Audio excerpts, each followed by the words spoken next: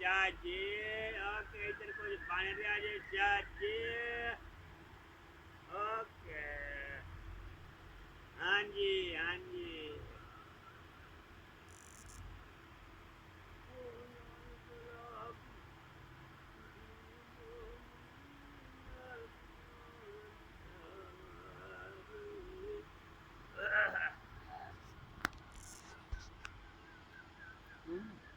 अव्वल हमद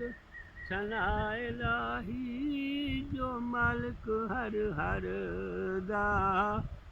उस दा नाम चतारन वाला किस मैदान नहीं हरदा